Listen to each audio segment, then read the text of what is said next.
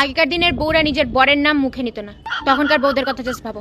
বরের নাম বুঝাতে বুঝাতে হালত পিন্ডির চটকায় যেত। ইনি উনি তিনি টাপা টিনি টানা টুনি টাসা হ্যাঁ গো ও গো কি গো এগুলা দিয়ে বুঝাতে লাগতো। বিট্টুর বাবা শিউলির মা, শিউলির জন্মের আগে জাস্ট ভাবো তখন বিট্টুর বাবা শিউলির মাকে কি বলে ডাকতো তাহলে? আমার দিদার দিদা নাকি শুনছি বরকে ডাকতো আরেকজন, তোমার ছেলে, তোমাদের দাদা, তোমার ভাই, পুরা দিদি নাম্বার 1 গেম খেলা হচ্ছে মনে হচ্ছে। তোমার শাশুড়ির একমাত্র ননদের ভাস্তা কে হয় বলো? না মানে নাম যদি মুখে না নেওয়া যায় তাহলে কত রকমের কাটিং করে ডাকতে হবে জাস্ট ভাবো। এ হ্যালো হ্যালো এ এ ওই এ আই গীতার ছেলে, আই রাকেশের নাতি, এগুলা বলে ডাকতো। এক মহিলাকে জিজ্ঞেস করা হয়েছিল যে তোমার বরের নাম কি, উনি বললেন ওই মানে আপনারা যাকে ওই পক্স বলেন ওইটাই।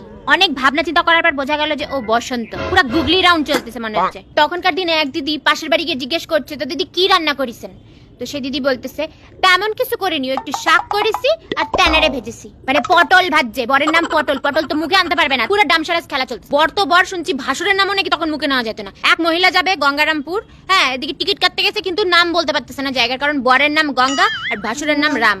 তাহলে কি বলবে, কি বলে টিকিটটা কাটবে?